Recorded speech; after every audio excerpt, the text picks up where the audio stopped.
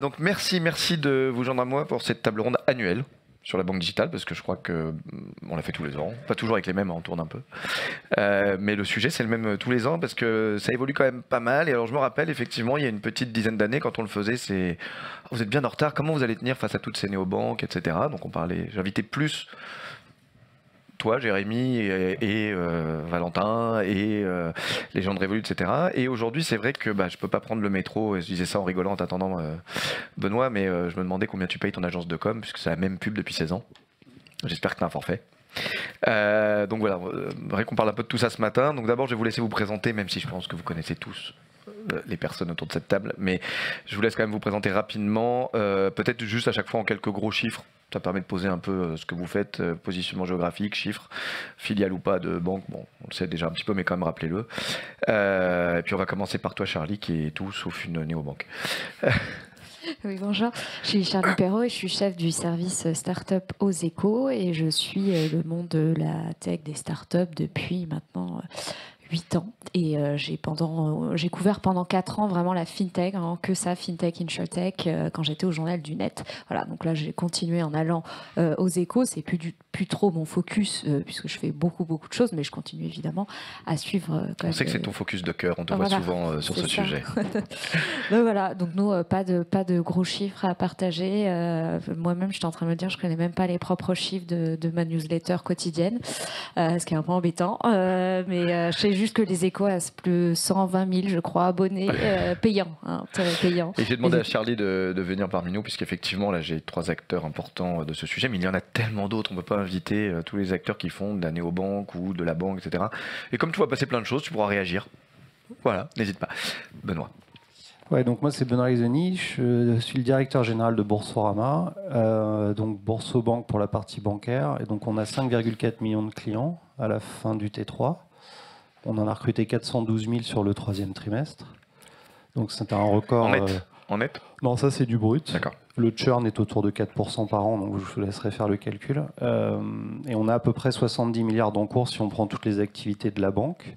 Alors nous, on est là depuis très longtemps. Hein. J'ai écouté votre table ronde d'avant. Bien avant, toi. Et moi, j'en fais partie. D'ailleurs, on est tous très vieux, quoi. On a 25 ans. Ouais. C'est pour ça que c'est plus facile aussi. Alors, merci pour l'invitation. Je ne sais pas si on allait avoir des gants de boxe ou pas. Ah bon non, on s'entend bien maintenant tous. Pas tout de suite encore. tu vois. Donc ouais, j'ai même pas de gants. À main nue. Tu vois, ça commence à chauffer. Donc N26, pour ceux qui ne connaissent pas, donc on est une banque de plein exercice avec notre agrément bancaire en Allemagne. On est présent dans 24 pays, il faut donner des chiffres. On a 8 millions de clients en Europe, 2,5 millions en France en seulement 8 ans, considérant qu'on n'a pas vraiment grossi depuis 2 ans pour des raisons réglementaires. Aussi, pour vous donner un peu d'autres chiffres, on a 8 milliards de dépôts. Et on parlait un petit peu de flux, donc grosso modo en ce moment on est à peu près sur un run rate de 110 milliards, ça continue à grossir assez rapidement, hein, tous ces sujets-là, et on continue à grossir. Oui, juste en deux mots, parce que tout le monde ne suit pas l'actualité allemande. Donc effectivement, vous aviez un blocus d'ouverture de compte qui est encore en cours. Enfin, ça fait 2 ans que ça dure, mais c'est en train d'être facilité. On était limité seulement à 50 000 nouveaux clients par mois. Hein, donc je sais qu'il y a beaucoup de clients. Tout confondu ou tout pays confondu. Donc on a dû vraiment mettre les freins et c'était vraiment compliqué en l'occurrence pour nous de freiner la croissance. Mais maintenant, c'est des choses qui commencent à s'améliorer dans les prochaines semaines. Merci. Bertrand, à toi. Alors moi je dirige Hello Bank. Hello Bank c'est à 10 ans d'âge. Ça doit être 2 fois moins que le leader Benoît qui est Bourso. Donc nous on a un petit numéro 2, parce qu'on est la seule banque digitale qui sert à la fois, une banque digitale qui sert à la fois les clientèles de particuliers et d'auto-entrepreneurs et qui essaie vraiment de développer une stratégie dans les deux cas. Voilà, on a dépassé 800 000 clients et on est donc un petit challenger, un petit numéro 2 et très heureux de rejoindre cette communauté. Merci. Alors en fait, je vais rester sur toi, Bertrand, parce que la première question que j'ai quand on parle de banque digitale, il y a plein d'acceptations de ce terme. Hello Bank, c'est donc au sein du groupe BNP.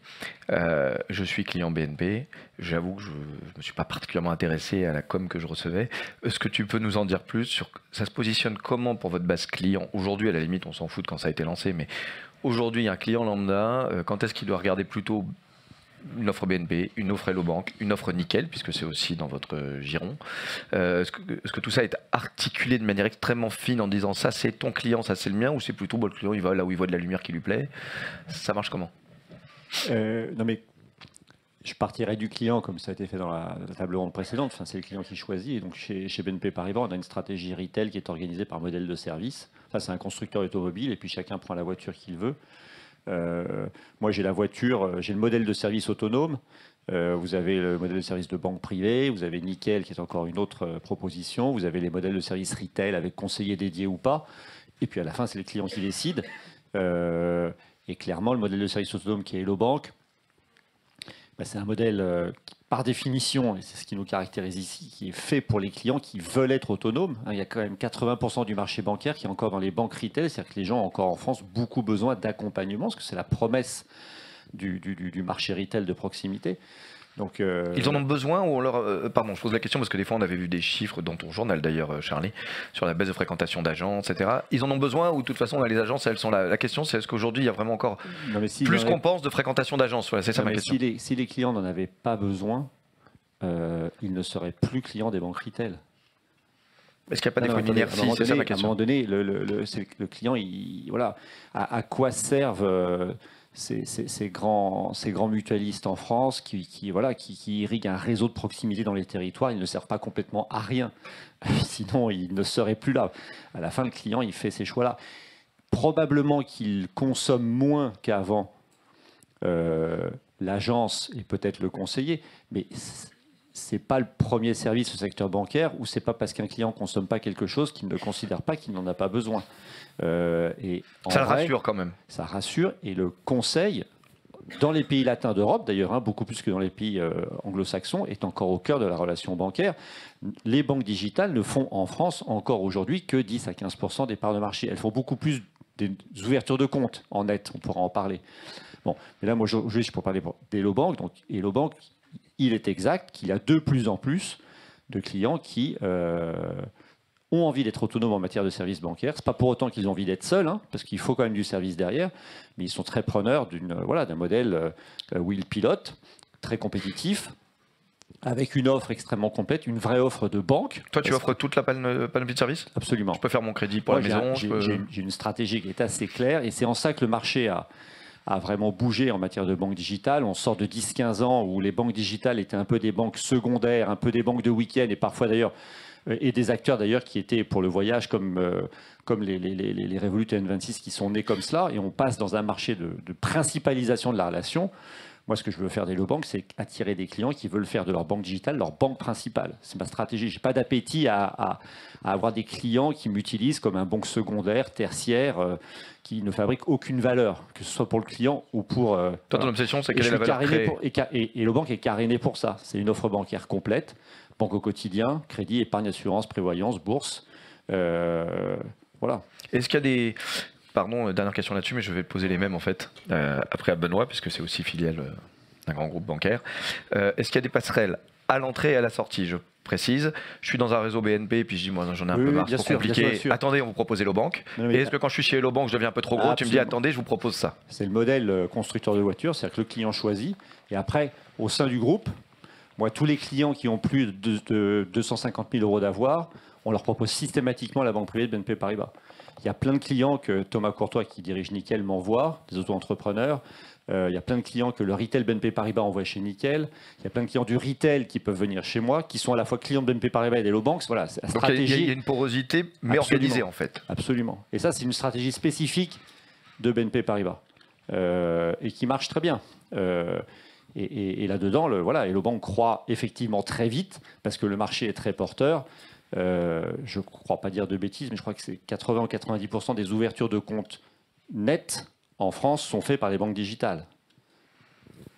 Net. C'est-à-dire sans compter le client qui passe du Crédit Agricole à BNP Paribas et celui qui va passer de BNP Paribas à Crédit Agricole.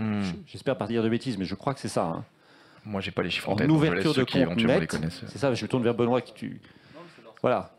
90%. Donc ça, c'est voilà, l'attractivité des banques digitales, elle est extrêmement forte. Mais ton vecteur premier, et Benoît, retiens bien toutes les questions, c'est les mêmes pour commencer. Ton vecteur premier, pour commercialiser, c'est plutôt le réseau qui te les envoie ou toutes les panneaux 4x3 que je vois avec, non, moi, je suis un modèle de conquête au sein de BNP Paribas. Enfin, pareil que Boursorama, à ma modeste échelle. On a fait une très très belle année, mais on a un modèle de conquête. Et de plus en plus, un modèle de rétention. On a une banque digitale au sein de BNP Paribas, très clairement. On préfère, si des clients de BNP Paribas souhaitent ouvrir un deuxième compte ou s'éloignent de la relation BNP Paribas parce qu'ils n'y trouvent plus forcément d'utilité, sincèrement, et Benoît le sait évidemment, on préfère qu'ils viennent chez Hello Bank qu'ils viennent chez Boursorama, c'est le jeu de la concurrence. Donc on s'organise un petit peu pour ça aussi. Mais la principale raison d'être d'Hello Bank, c'est d'être un modèle de conquête. Donc c'est la bagarre des 4x3 dans le RER ou ailleurs pour me... En fait, on a les mêmes prospects, je pense, tous ici. Nous sommes moins concurrents, je pense, que utiles pour des clients qui, de plus en plus, souhaitent s'orienter vers ce que nous proposons en alternative ou en complément des banques retail. Puisque le marché est là. Enfin, je me sens moins concurrent avec mes camarades de panel qu'avec le Crédit Agricole. Alors, passons aux camarades de panel. Benoît, un peu les mêmes questions. Donc, Boursorama, très grosse aventure depuis très longtemps, tu le disais. D'ailleurs, ça fait longtemps que tu es aux commandes aussi. Ouais, ça fait 7 ans que je suis DG, mais après, moi, j'y suis depuis 25 ans. Hein. J'ai commencé comme conseiller de clientèle. Donc historique de l'étape, là, on peut le dire. Ouais, le Fimatex même. On s'est connu là. Très, très vieux, là. On s'est croisés là-bas, d'ailleurs. Ouais, à l'époque de Fimatex. Il y a longtemps. Il y a longtemps, oui, je sais. On a tous les deux pris quelques cheveux blancs. Tantôt moi. Donc, même question finalement. On pourrait redécliner, donc je te le refais un peu dans le désordre. Quelle est la stratégie versus le retail SocGen? Est-ce que c'est vraiment deux aventures indépendantes et on compte les compteurs à la fin de l'année ou au contraire on se passe des clients l'un l'autre? Quel est les différents vecteurs d'acquisition, etc. Bah nous, on est dans un groupe depuis le début, parce que l'actionnaire de Boursorama et de Fimatex, qui était l'origine, c'est Société Générale depuis le départ. Donc c'est intéressant parce que du coup, il y a une constance à la fois du modèle et à la fois de l'actionnaire. C'est très important parce que comme ça a été dit avant dans la table ronde précédente, je pense qu'on fait des métiers qui se jugent aussi sur la durée. Quand on fait du retail et du B2C et de la banque de détail, ça ne peut pas se juger sur quelques années ou quelques exercices. C'est vraiment une question de... Voilà. Et donc pour Société Générale, c'est très clair, il y a une acceptation de développer un modèle qui est un modèle qui est complètement pur, que ce soit le modèle commercial en assumant le fait qu'il n'y a pas de vendeur, il n'y a pas d'agence, qui du coup a des conséquences industrielles, qui du coup a des conséquences y compris sur la partie financière, puisque on n'a pas exactement le même rationnel. On va générer probablement un peu moins de revenus que le modèle précédent, qui facture un peu plus que ce qu'on fait nous. En même temps, on n'a pas du tout la même base de coûts. Et donc, si tu veux, je pense que, je ne vais pas parler complètement au nom de l'actionnaire, mais si vous comprenez bien que l'idée était dès le départ d'être complémentaire. Vous avez un modèle qui est historique, et puis il y en a un autre qui est là pour aller recruter des clients, comme le disait Bertrand, mais qui a aussi sa propre vérité. Il y a eu des périodes où, en tant qu'observateur de Boursorama, j'avais l'impression, à certains moments, que c'était le laboratoire. À d'autres moments, que c'était, si ça marche, c'est quoi, en fait, on va juste prendre la même chose et le faire chez nous. À d'autres moments, oulala, ça commence à prendre trop de place, on va le faire taire un peu. Enfin, j'ai l'impression qu'on est passé par toutes les phases. Ça, et que là, maintenant, vous êtes le truc à mettre en avant, quoi. Enfin, non, c'est pas ça. C'est que je pense qu'en fait, ce qui s'est passé assez logiquement, c'est qu'au départ, c'est une option. Tu vois, si je me place 2 secondes, donc les gars, ils font un truc, c'est pas mal. Pendant un certain temps, d'ailleurs, on a essayé de placer tous les produits bancaires qu'on avait récupérés de Caixa Bank, parce qu'on a récupéré notre licence bancaire en 2006, donc on est une banque depuis longtemps, et on a récupéré un système d'info, mais tout était absolument pas fait pour être digital. Donc on a passé énormément de temps, à peu près 10 ans, à digitaliser les produits de la banque, le Crédit Immo étant peut-être l'exemple le plus symbolique du temps à passer pour arriver à le rendre à peu près digital. Sachant que rien n'est jamais fini, je préfère le dire tout de suite. Mais en tout cas, on a bien galéré, donc ça a pris 10 ans, et on était sous une contrainte de rentabilité, puisqu'à l'époque, en France, en tout cas, on a été rentable de 2003 à 2015.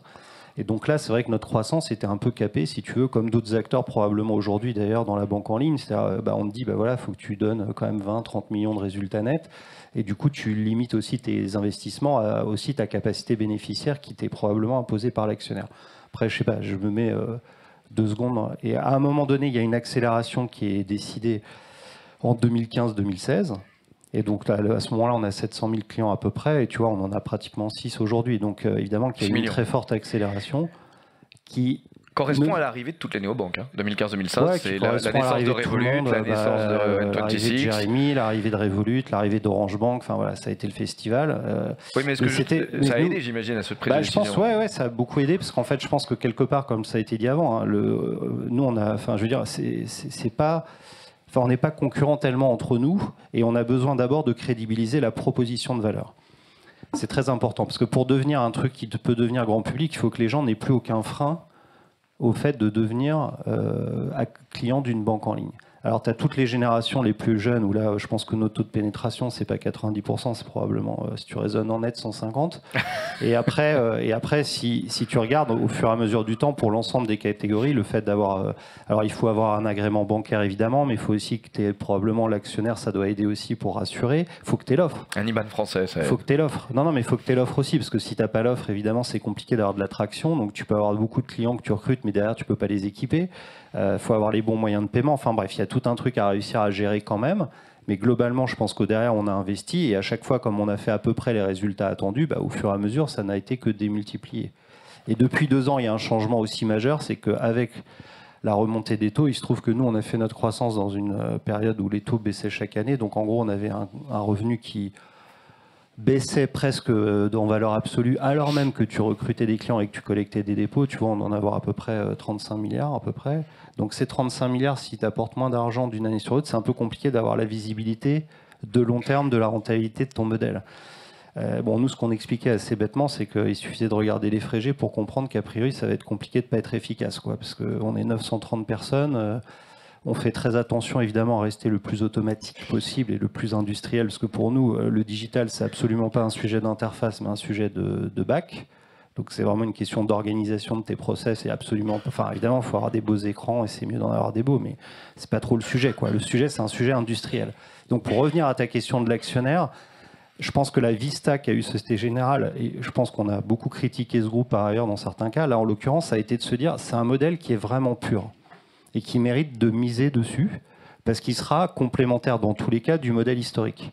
C'est pas juste des écrans, c'est pas juste un truc que je vais pouvoir plugger demain pour dire que c'est digital. C'est un vrai modèle qui justifie, encore une fois, que ce soit commercialement ou opérationnellement ou industriellement ou financièrement, d'y mettre des moyens et d'investir dedans. Parce que si on ne le fait pas, c'est ce qu'a dit Bertrand, il partirait ailleurs. Enfin, je veux dire, c'est pas très compliqué à comprendre. À partir du moment où tu n'as pas la promesse, il y a tellement d'offres aujourd'hui de toute façon qui réussiraient, avec une expérience, un prix qui fait que tu es bien par rapport à ce qu'attendent les clients, du coup, tu perdrais ces clients-là. Bertrand nous disait que, par exemple, un client qui commence à avoir 250 000 d'encours, visiblement, c'est une règle, voilà, c'est précis dans les process, tu l'envoies en banque privée, enfin, tu lui proposes. La banque privée, BNP. Est-ce que toi, tu as le même genre de choses où tu te dis, non, moi, je m'appelle Boursorama, je vais essayer de proposer une Boursorama privée, quoi? Nous, on n'a pas de passerelle, en tout cas, comme le fait BNP. Parce qu'en fait, nous, la vision qu'on en a, c'est ce que je t'ai dit avant, c'est que c'est un modèle qu'on estime différent. Donc, nous, on pense qu'il ne faut pas commencer à confondre un peu les marques, les sujets, parce que les gens, après, peuvent s'y perdre potentiellement. Et pour revenir à ce que ta question, tu le sais, on a aujourd'hui 43 produits, on fait des PER1, des assurances-vie, des PEA. Non, mais je veux dire, on a toutes les offres. Donc, on a déjà des clients quelque part patrimoniaux. Depuis toujours, on a commencé par la bourse. Donc, à la limite, je dirais qu'on en avait plus au début qu'aujourd'hui en relatif. Puisque, par définition, les gens venaient en tant qu'investisseurs. Oui, mais tu peux avoir des clients trading sans que ça soit du niveau banque privée.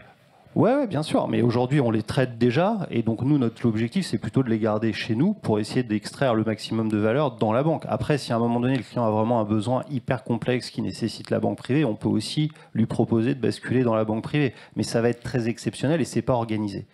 Et ça ne peut pas l'être beaucoup, parce qu'aujourd'hui nous on est une banque avec une licence bancaire et qu'on a quelque part déjà toute une série d'offres. Enfin, on fait par exemple du crédit lombard. Tu vois, pour prendre un produit qui est très banque privée, aujourd'hui on le propose, et donc un client qui a de l'assurance vie chez nous, un PEA, peut tout à fait mobiliser ses actifs pour faire un crédit chez nous. Donc nous on préfère le garder, parce que sinon à un moment donné, ce qu'on va nous reprocher ensuite, c'est de ne pas avoir assez de revenus par client, tu vois. Donc il faut être un peu cohérent. Donc si on veut avoir les revenus, il faut aussi qu'on ait l'offre, quoi. Et donc si on veut l'offre, faut être capable de la gérer.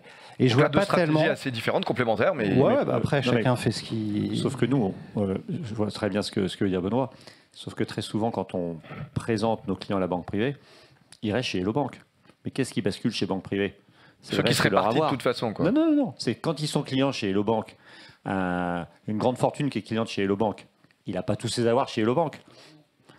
Hier, on a un client qui est client d'Hello Bank depuis 4 ans, qui est passé d'un concurrent pour le reste de ses avoirs, 35 millions, qui est passé chez BNP Paribas. Il est toujours client d'Hello Bank. La banque privée de BNP Paribas a récupéré le corps de ses flux qui étaient ailleurs.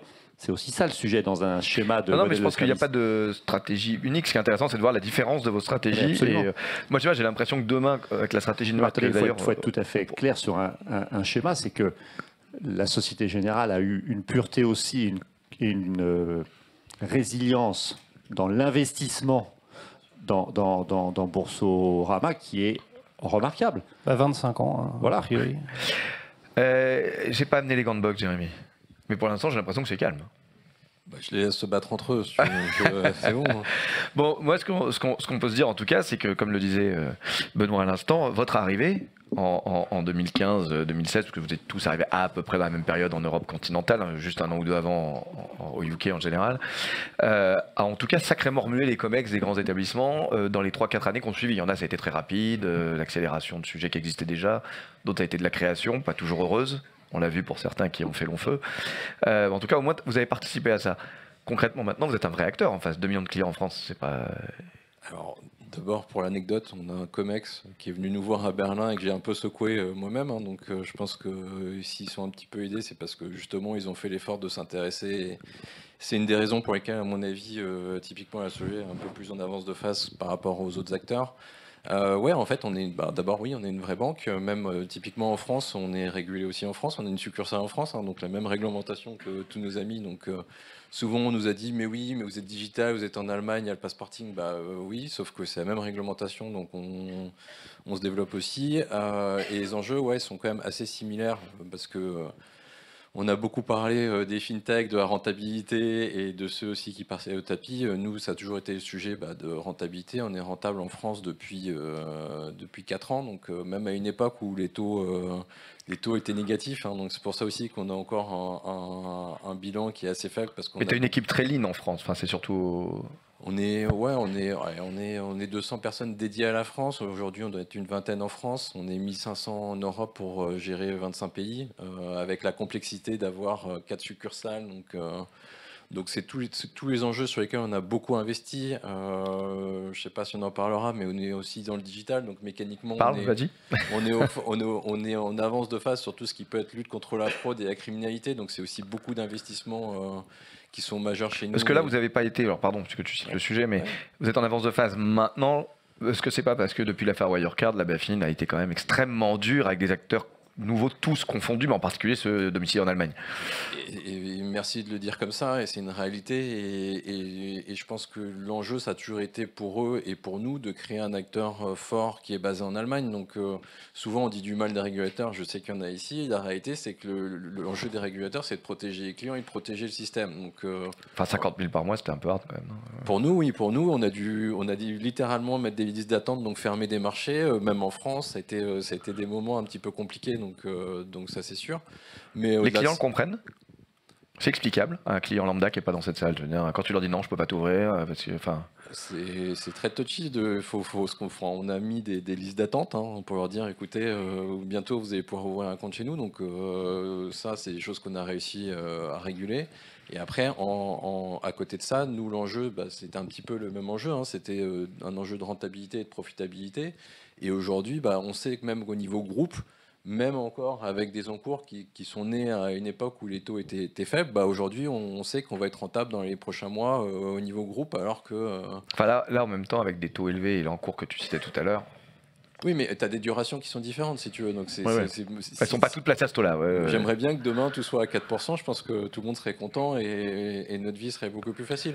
Mais à côté de ça, après, il y a toute cette mécanique industrielle sur laquelle on est en train de travailler aussi, qui est de justement générer et de développer des produits qui sont beaucoup plus naturels dans des banques traditionnelles, qui sont d'avoir des produits d'épargne, des produits d'investissement, qui fait que tu es capable d'attirer beaucoup plus de dépôts sur le long terme. Et N26, puisque vous êtes présent dans beaucoup de pays, bon, tu représentes la France et le Benelux, je sais quand même que tu voyages beaucoup à Berlin. On avait quand même un paysage avec Boursorama qui était là depuis très longtemps, même si tu n'avais que 700 000 clients au moment du lancement, c'était quand même déjà 700 000 clients digitaux. Hello Bank qui était là depuis 2010. Dans tous les pays forts, pas les 27 pays, mais dans tous les pays forts où vous étiez, il y avait déjà ce niveau de concurrence digitale quand vous êtes arrivé, où la France avait une spécificité de marché avec déjà une légère installation quand même pas anodine, quoi. Il y avait, faut distinguer. Alors, en Allemagne, tu avais Hello Bank et un peu ING qui était un petit peu là. En France, Boursorama qui était encore assez liminaire. Mais tu regardes tous les autres pays en Europe, que ce soit en Italie, en Espagne, il y a absolument, et même encore aujourd'hui, l'écosystème est encore extrêmement faible. Les pays du Nord, je pense que c'est un petit peu séparé, et les Pays-Bas où tu as... Non, mais j'allais dire, c'est donc presque plus dur quand tu as déjà des acteurs installés non, qui parce font que quelque chose. Pour abonder ce que disaient mes deux collègues, en l'occurrence, je pense qu'il y a d'abord un sujet d'expliquer à l'ensemble des futurs clients, finalement, que la banque digitale, ça fonctionne. Parce que mécaniquement... Même en 2023, quoi. Même encore aujourd'hui. Alors, eux, l'avantage, c'est qu'ils sont un peu plus connus. Et, enfin, c'est un avantage et un inconvénient parce que malheureusement, ils ont aussi leurs maisons mères qui ne sont pas nécessairement aimées par leurs clients. Mais la réalité, c'est que même aujourd'hui, N26, il y a 90% des gens en France qui ne savent pas ce que c'est. Si tu veux. Donc, il y a encore juste ce challenge d'expliquer encore que la banque en ligne... T'es à 10% de notoriété, quoi. Grosso modo, ça veut dire que moi, j'ai encore... Et moi et tous mes acolytes, ça veut dire qu'il y a encore 90% de la France, ouais, 80%, qui ne savent pas que la banque, ça peut être digital, ça peut marcher, on peut avoir un meilleur service, ça peut être moins cher. Ça, c'est encore quelque chose qui n'existe pas. Moi le cœur de mes clients, c'est finalement les banques traditionnelles qui me les envoient tous les jours. Finalement, c'est les gens qui se disent c'est chiant, ça marche pas. Et les clients actuels N26 qui font que référer leurs amis. Moi, maintenant, j'ai arrêté un dîner de dire c'est génial N26. Je me pose à table, il y a quelqu'un qui pose la question. Et il y a toute la table qui répond à ma place. Regarde, c'est génial, ça marche, c'est tip top. Donc, l'enjeu et industriel est différent. Ouais. Charlie, j'ai vu que tu voulais réagir il y a 2 secondes. Non, mais c'est ce que tu dis. En fait, ça fait, je dirais, je sais pas, 4-5 ans qu'il n'y a pas eu vraiment de progression, tu vois, en termes d'image de marque. C'est exactement ce que tu dis, je trouve, que ce soit N26, Revolut, etc. Enfin, quand on parle, et moi en plus, je représente un peu la jeune génération, donc ta cible. Et merci pour les autres autour de la table. Non, mais putain, ça fait. Ah oui, pardon, non, Il faut pas l'inviter à Noël, hein. Alors, non, ça, je suis pas d'accord. Tu n'es pas notre cible. Aujourd'hui, on a 40% de nos clients qui ont plus de 35 ans. Donc ça, c'est on pense que nos clients, c'est les jeunes digitaux. La réalité, c'est que c'est l'ensemble de la population. Tu sais que ça arrive à tout le monde, hein, de vieillir. Enfin, ouais, non, donc sur la notoriété de marque, pardon, parce que là on vient de faire un petit tour de table, j'allais justement te passer la parole sur les réactions, puis toi tu as vu le marché évoluer, donc tu nous disais notoriété des nouveaux acteurs, pas beaucoup d'évolution, tu trouves toi ces dernières années Ah oui, non, moi je trouve que moi dans la vraie vie, ce que j'appelle la vraie vie, parce que moi je côtoie beaucoup comme vous ce monde-là, le monde de la tech, donc qui est hyper connecté, donc forcément tout le monde vous connaît, mais quand je vais en Poitou-Charentes ou quoi voir mes amis, mes vrais amis, effectivement là ça coince quoi. Là, vous parce qu'on n'a pas les mêmes budgets marketing en fait. Moi j'aimerais avoir leur budget marketing pour refaire la même campagne tous les ans dans le métro. Ils ne connaissent pas plus, si Si. Moi par super, contre, ils ont tous... ouais. J'avais un doute. Il est fort. non, mais oui, donc c'est une question de budget marketing. Parlons, puisqu'on parle de coûts. Bon, quand même, il est fort, mais je vais quand même la sortir. Celle-là, moi, je suis client Boursorama. Je sais pas comment tu fais, hein, mais chaque jour où je me connecte, il y a marqué 900 € pour vous, 800 € pour vous. Ça change. Tous les jours, ça monte. Là, ce mois-ci, c'était 300 au début du mois. Là, c'est 900 de cadeaux. Profites-en. Bon, il y a de plus en plus d'Astérix. Hein. Alors, c'est 300. Si j'ouvre l'assurance vie, qu'elle est encore ouverte dans 9 mois et que ma grand-mère est encore en vie. Après, il y a un PER. Là, c'est encore plus compliqué. 80 pour le gamin, mais tu le trouves où l'argent magique? C'est pas magique, hein. C'est pas magique. D'ailleurs, on a 900 balles. Non, mais on a fait un test. D'ailleurs, je sais pas si vous l'aviez vu, mais au 2e trimestre, on a un peu ralenti notre croissance parce que on avait un sujet de rentabilité qui avait été vraiment l'argument qui a été utilisé. Et d'ailleurs, ça nous a plutôt servi paradoxalement pendant plusieurs années comme étant un moyen de disqualifier notre secteur. Enfin, tous. C'est-à-dire de trop gros CAC. Non, globalement, tu sais quoi, le banque digital, ça marchera jamais, les fintechs, ça peut pas marcher dans le B2C parce que c'est pas rentable, etc. Donc je pense que là, c'était intéressant. On l'avait fait pendant le Covid sans faire exprès parce qu'on avait déjà ralenti notre croissance et on avait été rentable. Et puis là, pendant le 2e trimestre de cette année, on a posté 47 millions de résultats nets en aidant 130 000 nouveaux clients. Donc 130 000 nouveaux clients, c'est beaucoup moins que les 412 000 du T3, mais c'est quand même pas ridicule non plus. Et ça permettait de démontrer le fait qu'on est très rentable. Et c'est vrai que tu vois beaucoup de gestes commerciaux ou d'accompagnement sur à la fois l'acquisition ou l'équipement, mais il faut vraiment se mettre à la place du fait que je pense que si tu prends un peu de recul dans le B2C en général, ça ne va pas vous échapper. Vous regardez qu'il y a a priori toujours un peu des promotions quand tu veux créer des flux. On est dans un marché qui est mature, donc pour arriver à convaincre, il faut arriver quand même à se différencier. Donc c'est un moyen aussi de se détacher un peu de la concurrence. Et puis c'est un élément majeur, on n'a pas de vendeurs. Enfin, je veux dire, à un moment donné, la banque de détail, ça s'est créé avec des milliers, des dizaines de milliers même de conseillers et de vendeurs. Si tu prends les mutualistes, si tu prends même BNP ou SocGen, Société Générale, c'est 25 000 personnes pour la partie réseau, qui d'ailleurs s'occupent de clients qui ne sont pas que des particuliers. Pour revenir à la question de l'agence, souvent on a tendance, nous tous, à s'auto-identifier en tant que particulier, parce qu'on comprend tous, on l'utilise, mais on sous-estime toujours la partie à la fois professionnelle et corporate, qui est fondamentale dans une banque de détail. Nous, on fait que des particuliers, donc c'est aussi pour ça qu'on peut être efficace. Tu fais aussi du petit pro, non Ouais, un petit peu, mais pas vraiment, light, puis on le fait mal.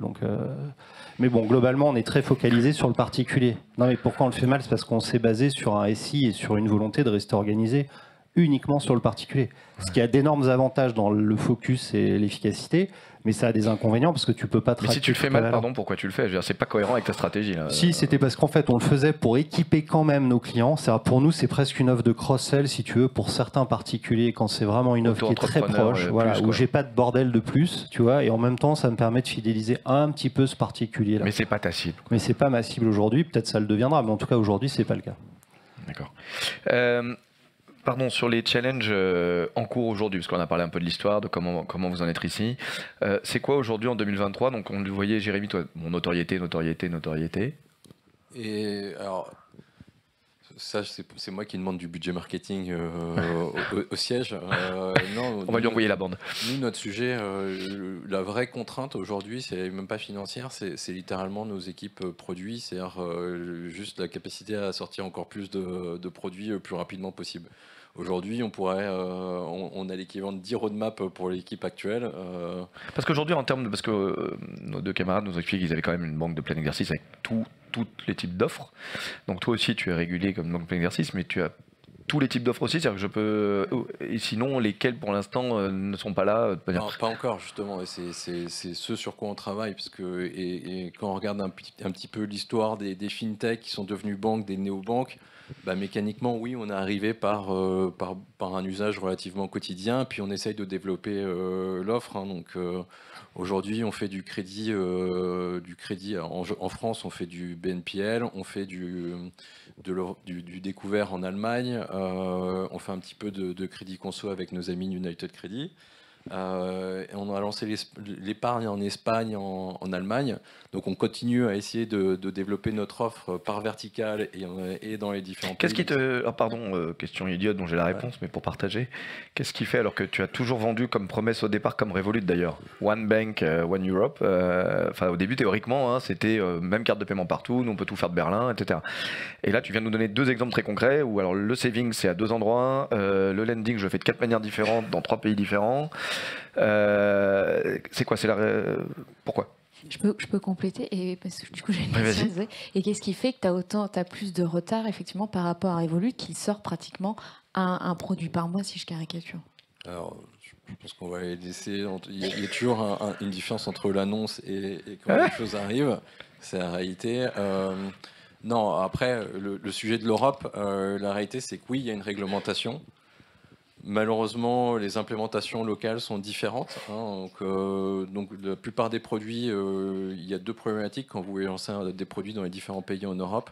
Le premier, c'est la fiscalité, parce que la fiscalité, elle s'applique différemment dans les différents pays. C'est-à-dire que vous voulez sortir exactement le même produit d'épargne dans les différents pays, va falloir le développer différemment dans les différents pays. Donc ça, c'est la première chose. Et la deuxième, les clients sont aussi un petit peu différents dans les différents pays. Donc les usages et les attentes ne sont pas les mêmes.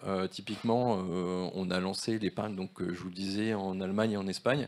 Les retours d'expérience et d'usage du même produit, en tout cas qui est développé un petit peu de la même façon, et pas du tout le même. Donc là aussi, on est obligé de s'adapter dans les différents pays. Moi, ça fait 7 ans que j'explique ce que c'est que le livret A en France à mes collègues, mais la réalité, c'est que ça marche pas. D'ailleurs, vous n'avez pas le livret A? Non, pas encore. C'est ça qu'il faut comprendre, c'est que la banque, c'est un métier locales. Le paiement, c'est un métier européen, la banque, c'est un métier local. Je veux dire, la BNL, Fortis et BNP Paribas, ça appartient au même groupe, mais ce sont des banques locales. Les banques de Société Générale, Consorsbank en Allemagne et le Bank, c'est les modèles de banque digitale de BNP Paribas, ce sont des banques locales. Donc à un moment donné, nous, on sait offrir, par exemple en France, avec Benoît, toute l'offre réglementée.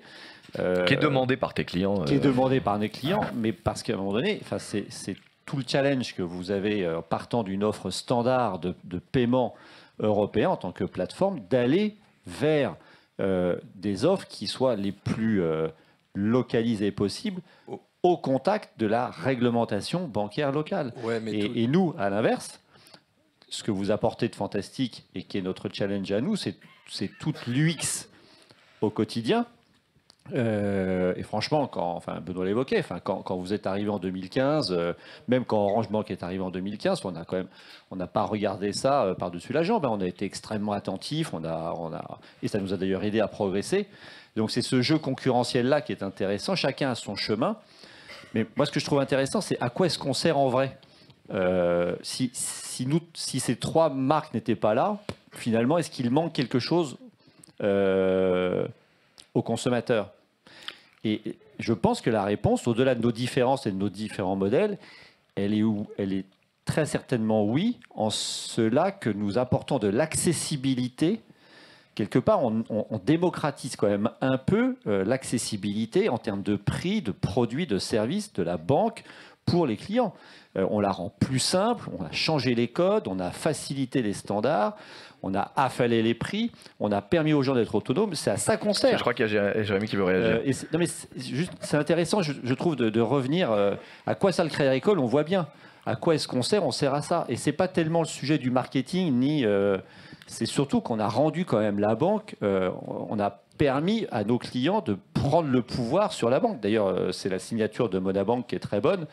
Et ça, c'est intéressant. Et c'est notre utilité collective. Après, chacun a son chemin stratégique et on est porté par le marché et on se nourrit les uns des autres. Jérémy, tu voulais réagir? Je vais sortir les Gunbox. Non, mais c'est une réalité. Non, mais c'est pas du tout ce que j'ai dit et tout à fait.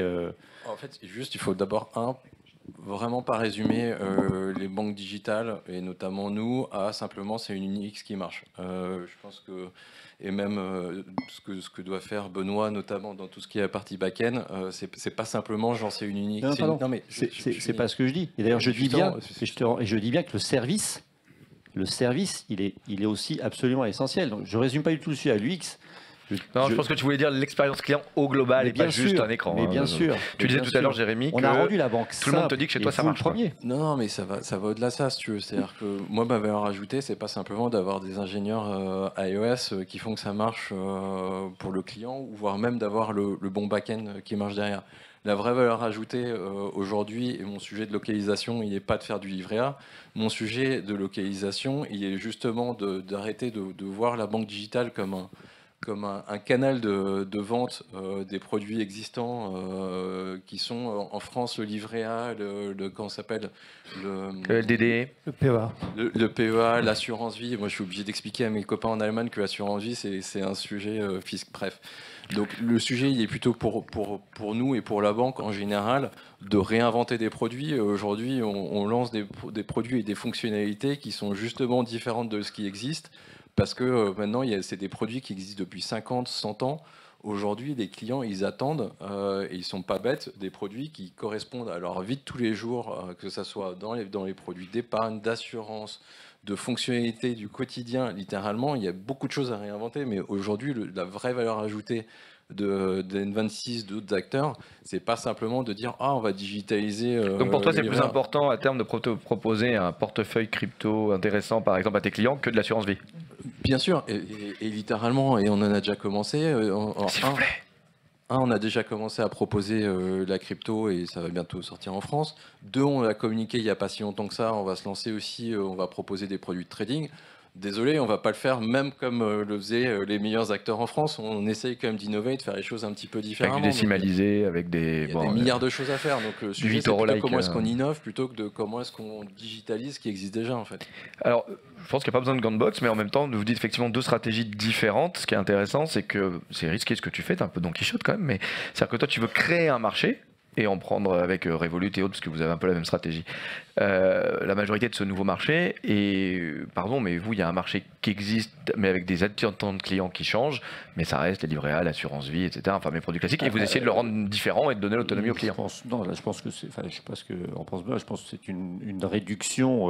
Ah, j'essaye pour vous taquiner un c'est peu. pas du tout cela.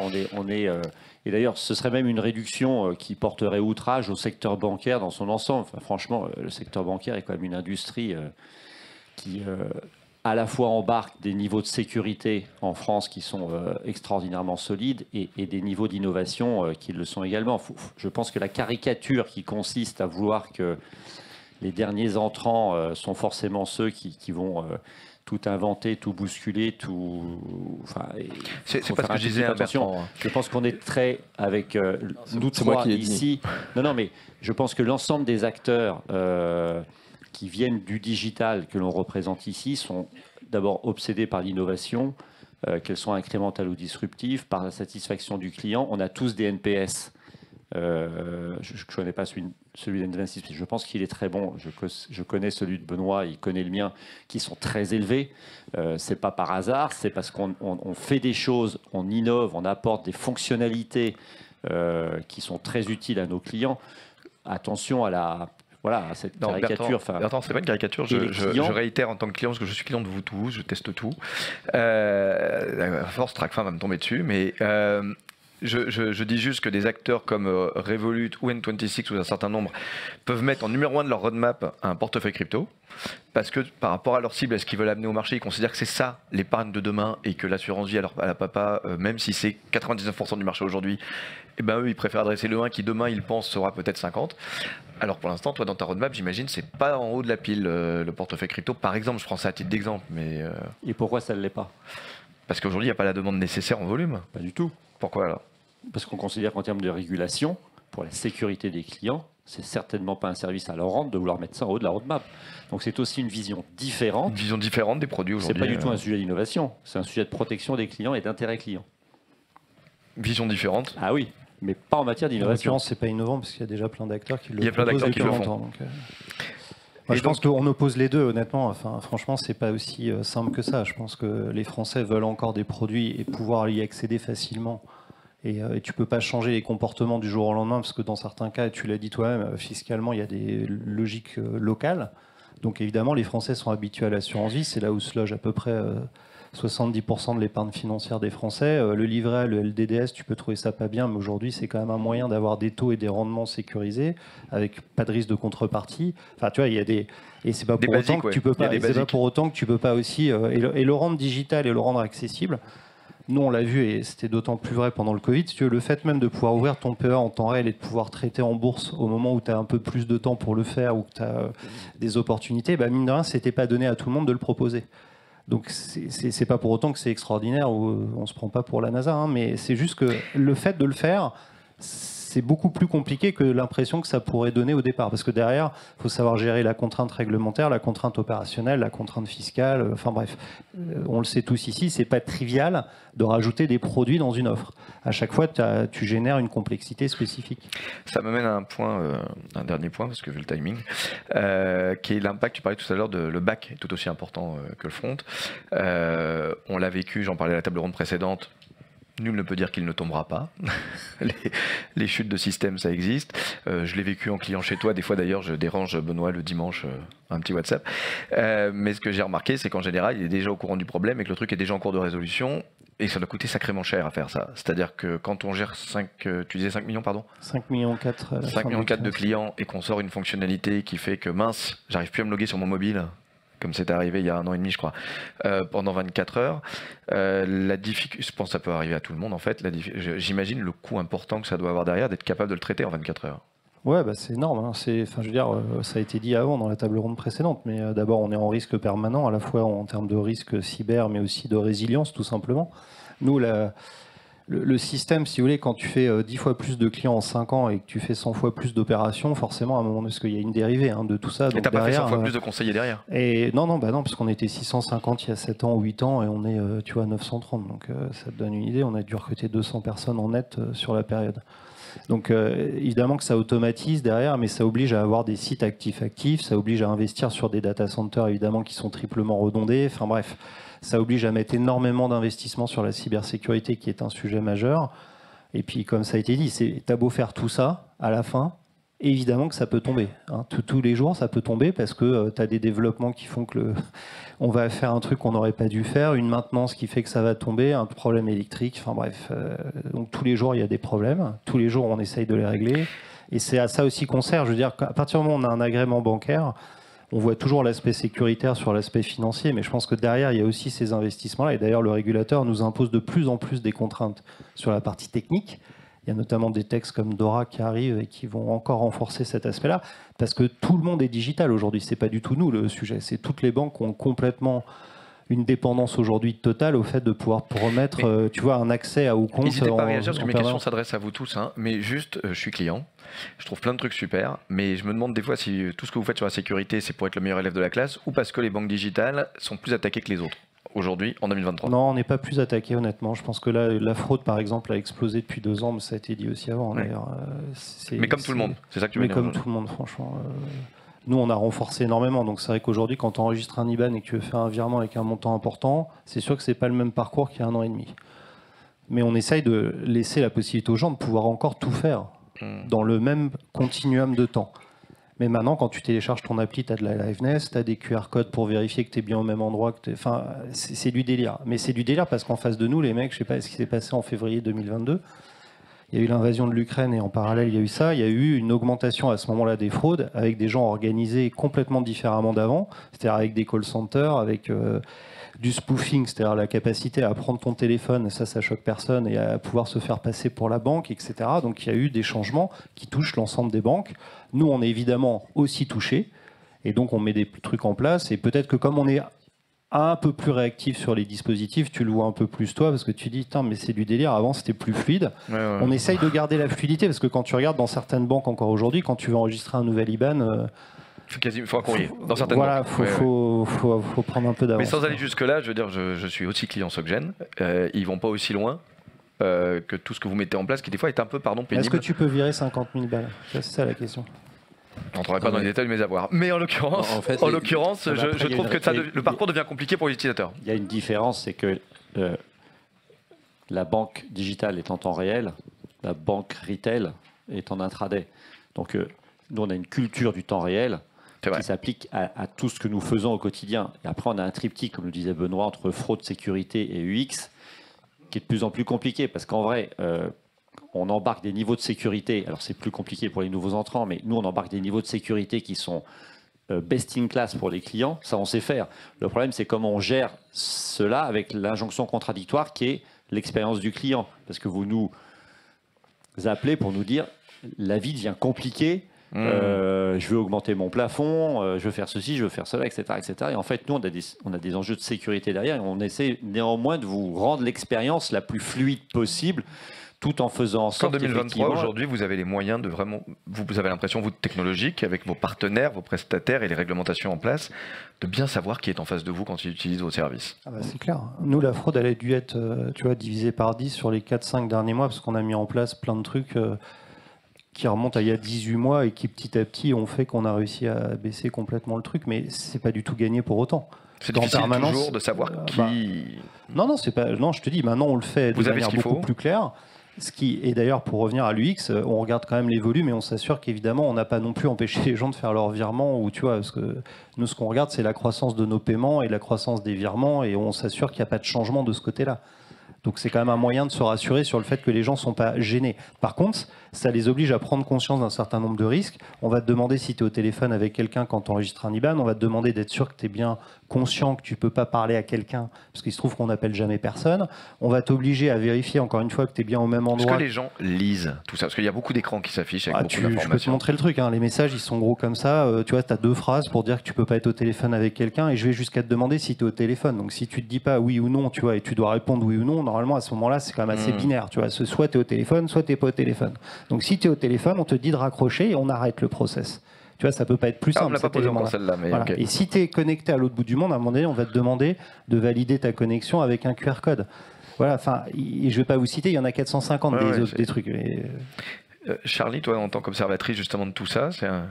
Non, mais là, je vais pas embêter du coup Jérémy, mais vous parlez votre débat de sécurité. Je trouve qu'au niveau même des néobanques, c'est devenu quand même hyper élevé. Enfin, vous avez un niveau quand même. Moi, j'ai eu plus de soucis d'ailleurs, justement, de faire attention. J'ai eu des transactions bloquées plus chez les acteurs comme vous que dans des banques traditionnelles. Donc, je trouve qu'il ne faut pas non plus dire que, voilà, même si vous aussi, vous avez des niveaux de sécurité, tu vois, c'est pas pour te défendre, mais...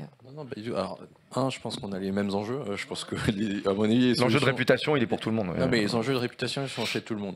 Ce qu'il faut voir, c'est que depuis le Covid, il y a eu tout un shift de la fraude vers le digital. Donc, ils ont commencé à attaquer les banques digitales. Donc, forcément, on était les premiers à voir ce genre de choses.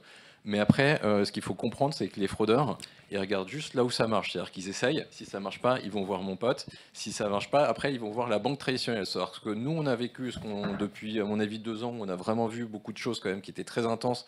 Et vous l'avez vu, vous, en termes d'UX client, parce qu'on demande plus de choses.